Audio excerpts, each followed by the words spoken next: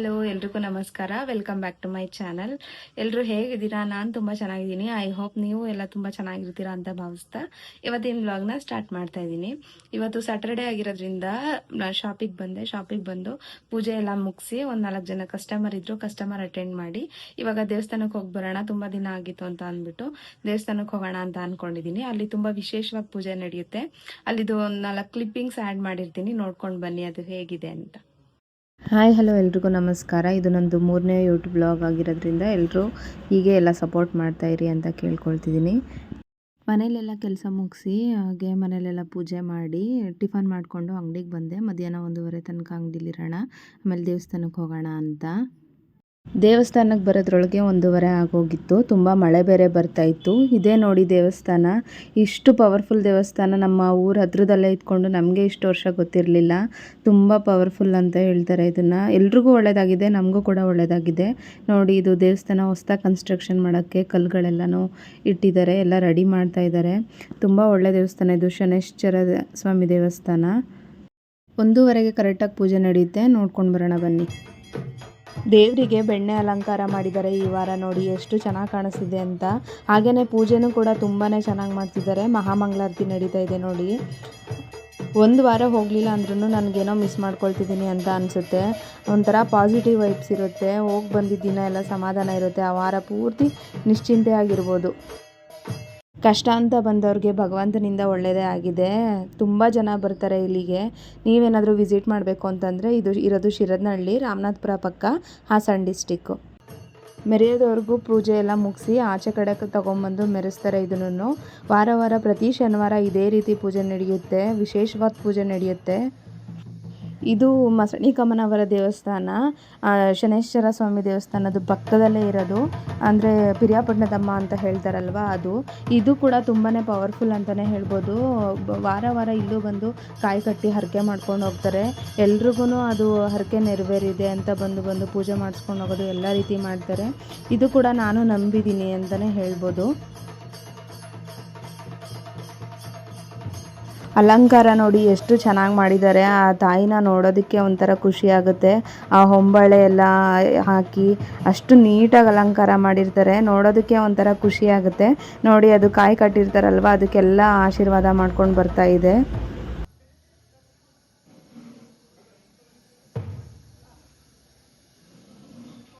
ನೋಡಿ ಜನ ಎಷ್ಟಿದ್ದಾರೆ ಅಂತ. ಈ ವಾರ ಒಂದು ವಾರ ಅಲ್ಲ ಇಷ್ಟು ಜನ ಇರೋದು, ಪ್ರತಿ ಶನಿವಾರನೂ ಈ ಥರ ಜನ ಇರ್ತಾರೆ. ಪ್ರತಿ ಶನಿವಾರನೂ ಇದೇ ಥರ ವಿಶೇಷವಾಗಿ ಪೂಜೆ ನಡೆಯುತ್ತೆ ಸ್ವಾಮಿಯವರಿಗೂ ಮತ್ತು ಅಮ್ಮನವರಿಗೂ. ತುಂಬ ಜನ ಬರ್ತಾರೆ. ಇದಕ್ಕಿಂತ ನೈಟ್ ಟೈಮ್ ನೋಡೋದಕ್ಕೆ ಒಂಥರ ಖುಷಿ ಅಂತಲೇ ಹೇಳ್ಬೋದು. ಏನೋ ಒಂಥರ ಹಬ್ಬದ ವಾತಾವರಣ ಇರುತ್ತೆ. ನೈಟ್ ಏನಾದರೂ ಬಂದರೆ ನೈಟೇ ತುಂಬ ಜನ ಇರ್ತಾರೆ. ನೀವು ಏನಾದರೂ ವಿಸಿಟ್ ಮಾಡಿದ್ರೆ ನೈಟು ವಿಸಿಟ್ ಮಾಡಿ, ತುಂಬ ಚೆನ್ನಾಗಿರುತ್ತೆ ನೋಡೋದಕ್ಕೆ. ಮಸಣಿಕಮ್ಮ ಮತ್ತು ಶನೈಶ್ಚರ ಸ್ವಾಮಿಯವರು ಇಬ್ಬರೂ ಮೆರೆಸ್ತಾ ಇದ್ದಾರೆ. ನೋಡಿ ಎಷ್ಟು ಚೆನ್ನಾಗಿರುತ್ತೆ ಅಂತ. ಇದನ್ನು ಮಾತ್ರ ನೋಡೋಕ್ಕೆ ಜನ ಎಲ್ಲ ಕಾಯ್ತಾ ಇರ್ತಾರೆ. ಅವ್ರಿಗೂ ನೋಡಿ ಎಷ್ಟು ಹಿಂಸೆ ಪಡ್ತಿರ್ತಾರೆ ಅಂತ ದೇವ್ರು ಇಟ್ಕೊಳ್ಳೋದಕ್ಕೆ. ಅದು ಅಷ್ಟು ಪವರ್ಫುಲ್ ಇರುತ್ತೆ.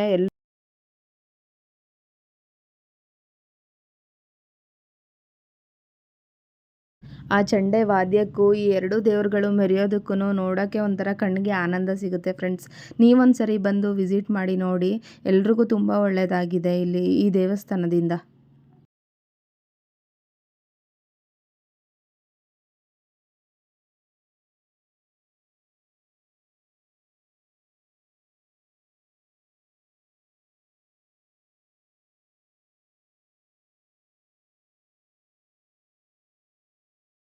ಅಣ್ಣ ತಂಗಿ ಅಂದರೆ ಸ್ವಾಮಿಯವರು ಮತ್ತು ಮಸಣಿಕಮ್ಮನವರು. ನೋಡಿ ಹೆಂಗೆ ಜೊತೆಲೇ ಮೆರೆಸ್ತಾರೆ ಅಂತ ಅಂದ್ಬಿಟ್ಟು. ಇದೊಂದು ನೋಡೋಕ್ಕೆ ತುಂಬಾ ಚೆನ್ನಾಗಿರುತ್ತೆ. ಮಸಣಿಕಮ್ಮ ಅಂತೂ ತುಂಬಾ ಪವರ್ಫುಲ್ಲು. ಅವರಂತೂ ನಿಲ್ಲಿಸೋದೇ ಇಲ್ಲ, ಮೆರಿತಾ ಇರೋದೇನೆ ಮಾತ್ರ. ಮನಸ್ಸಲ್ಲಿ ಏನಾದರೂ ಹರಿಸ್ಕೊಂಡು ಕಾಯಿನ ಬಚ್ಚಿಡ್ತಾರೆ ಫ್ರೆಂಡ್ಸ್ ಇಲ್ಲಿ. ಅದನ್ನು ಸ್ವಾಮಿಯವರಾದರೂ ಸರಿ, ಅಮ್ಮನವರಾದರೂ ಸರಿ ಹುಡುಕ್ತಾರೆ. ಹುಡುಕಿದೆ ಆದರೆ ಅದು ನಾವು ಏನು ಹರಕೆ ಮಾಡ್ಕೊಂಡಿರ್ತೀವಿ, ಮನಸ್ಸಲ್ಲಿ ಅಂದ್ಕೊಂಡಿರ್ತೀವಿ, ಅದು ನೆರವೇರುತ್ತೆ ಅಂತ. ಹರಕೆ ಮಾಡ್ಕೊಂಡಿದ್ದು ಏನಾದರೂ ನೆರವೇರಿರುತ್ತಲ್ವ, ಅವರು ಪ್ರತಿ ವಾರ ಇದೇ ರೀತಿ ಅನ್ನದಾನ ಮಾಡಿಸಿ ಉತ್ಸವ ಮಾಡಿಸ್ತಾರೆ. ಪೂಜೆ ಎಲ್ಲ ಮುಗಿಸ್ಕೊಂಡು ಪ್ರಸಾದ ಊಟ ಮಾಡಿಕೊಂಡು ಊರ ಕಡೆ ಹೊರಟ್ವಿ. ಮನಸ್ಸಿಗೆ ಏನೋ ಒಂಥರ ನೆಮ್ಮದಿ ಫ್ರೆಂಡ್ಸ್. ಒಂದು ವಾರ ಹೋಗಿಲ್ಲ ಅಂತಂದರೂ ಏನೋ ಒಂಥರ ಕಳ್ಕೊಂಡ್ಬಿಟ್ಟಿರ್ತೀವಿ ಅನ್ನೋ ಫೀಲ್ ಆಗ್ತಾ ಇರುತ್ತೆ. ಒಂಥರ ಸಮಾಧಾನ ಆಯಿತು. ಮಳೆ ಇನ್ನೂ ಬರ್ತಾನೆ ಇದೆ ನೋಡಿ. honey, honey.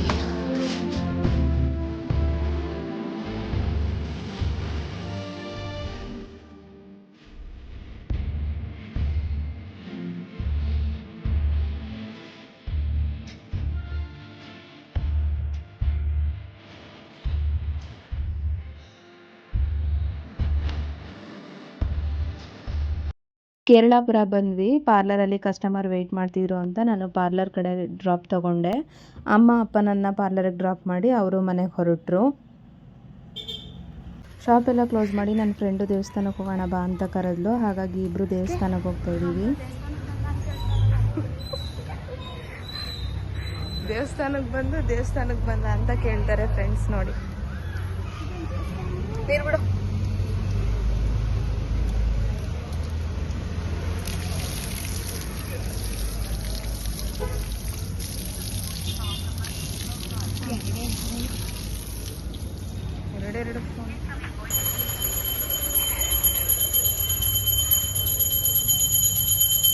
ಆಂಜನೇಯ ಸ್ವಾಮಿ ದೇವಸ್ಥಾನ ಮತ್ತು ಶ್ರೀನಿವಾಸ ಸ್ವಾಮಿ ದೇವಸ್ಥಾನ ಎರಡೂ ಒಂದೇ ದೇವಸ್ಥಾನದಲ್ಲಿರೋದು ಕೆರಳಾಪುರದಲ್ಲಿ. ಅಲ್ಲೇ ಪಕ್ಕದಲ್ಲಿ ಲಕ್ಷ್ಮೀ ದೇವಿ ದೇವಸ್ಥಾನ ಇದೆ.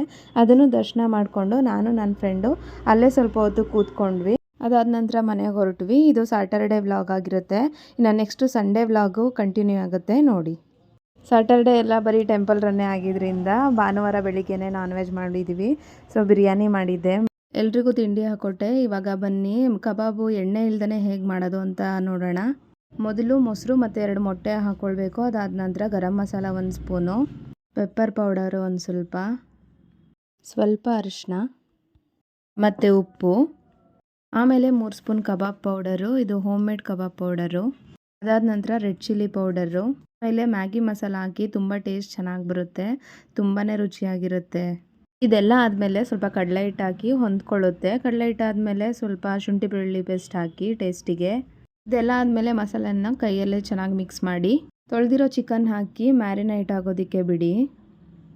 ಎಲ್ಲ ಆದಮೇಲೆ ಸಂಜೆ ಬಂದು ಕಬಾಬ್ ಮಾಡಿದ್ರೆ ಆಯಿತು ಅಂತ ಅಂದ್ಬಿಟ್ಟು ನಾನು ಟಿಫನ್ ಮಾಡಿಕೊಂಡು ಅಂಗಡಿ ಹತ್ರ ಬಂದೆ. ಅಂಗಡಿ ಹತ್ರ ಆಲ್ರೆಡಿ ಕಸ್ಟಮರ್ ವೆಯ್ಟ್ ಮಾಡ್ತಾಯಿದ್ರು.